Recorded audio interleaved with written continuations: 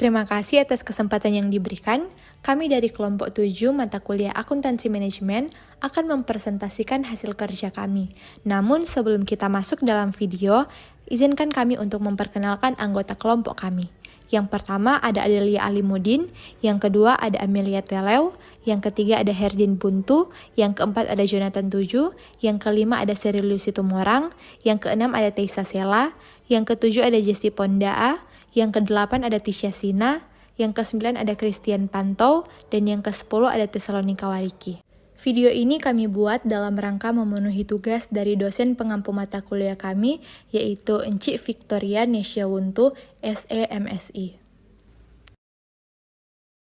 Baik, di sini saya akan menjelaskan tentang pengertian variabel costing. Pengertian variabel costing adalah metode untuk memutuskan harga pokok produksi berdasarkan elemen-elemen tidak tetap. Apabila terdapat kelebihan pemasukan dari penjualan yang berada di atas anggaran produksi, hal itu dinamakan pendapatan marginal.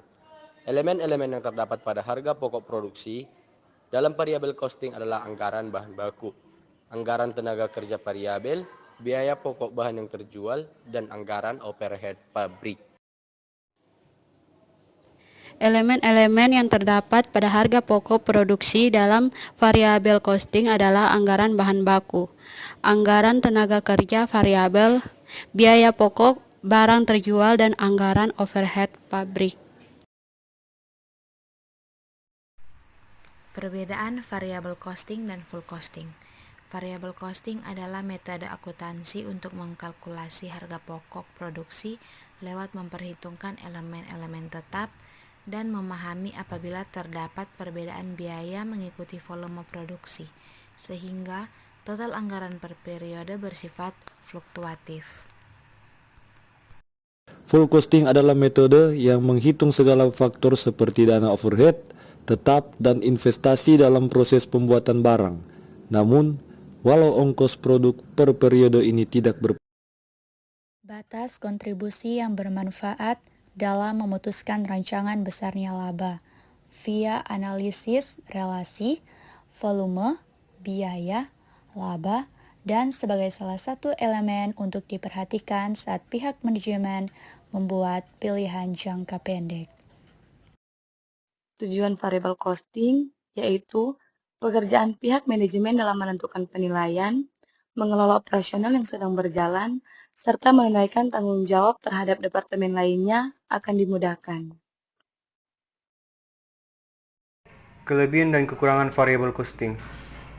Kelebihan yang pertama itu salah satu faktor penentu keputusan jangka pendek akibat harga yang mudah ditentukan oleh metode variabel costing, kemudian merencanakan penentu laba dalam waktu yang singkat, kemudian membantu mengendalikan biaya lantaran metode variabel costing ini, membantu mengelompokkan anggaran berdasarkan sifatnya yang berubah-ubah dan tetap sehingga pihak manajemen bisa fokus ke ongkos elemen konstan.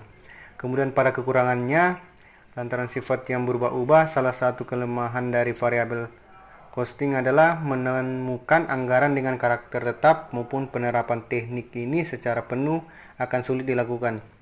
Lalu metode ini sering dianggap tidak sesuai dengan asas akuntansi. Akibatnya penggunaan variabel costing oleh pihak-pihak dalam suatu perusahaan tetap memerlukan pelaporan keuangan laba rugi untuk pihak eksternal. Contoh variabel costing. Supaya lebih memahami konsep variabel costing, berikut ilustrasi pada contoh PT Maju Bangkit Bersama. Pada tahun 2020, perusahaan ini menghasilkan total 3.000 unit produk A. Data biaya produksi barang tersebut adalah sebagai berikut. Yang pertama, anggaran untuk bahan baku, Rp200 per unit. Kedua, anggaran tenaga kerja langsung, Rp150 per unit. Yang ketiga, anggaran overhead variabel, Rp400 per unit. Yang keempat, anggaran overhead tetap, Rp100.000. Yang kelima, anggaran pemasaran variabel, Rp300 per unit. Yang keenam, anggaran pemasaran tetap, Rp150.000. Yang ketujuh, anggaran umum dan administrasi tetap, Rp200.000.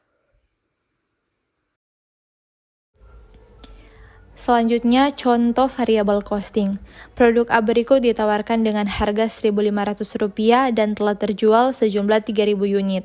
Perhitungan harga pokok produksi menggunakan prosedur variabel costing adalah sebagai berikut. Anggaran untuk bahan baku Rp200 dikali 3.000 unit sama dengan Rp600.000. Selanjutnya ada anggaran tenaga kerja langsung Rp200 dikali 3.000 unit sama dengan Rp600.000. Dan anggaran overhead variabel Rp400 dikali 3.000 unit sama dengan Rp1.200.000, sehingga untuk harga pokok produksi sebesar Rp2.400.000. Dari soal yang ada di atas, berikut adalah laporan laba rugi PT Maju Bangkit Bersama periode 2020, dapat teman-teman saksikan pada slide berikut. Jadi, dari tabel laba rugi di atas dapat kita lihat bahwa perusahaan mendapatkan laba atau keuntungan sebesar Rp1.050.000. Demikianlah hasil presentasi dari kelompok kami. Atas perhatian dan penerimaannya diucapkan terima kasih dan sampai jumpa di video-video selanjutnya.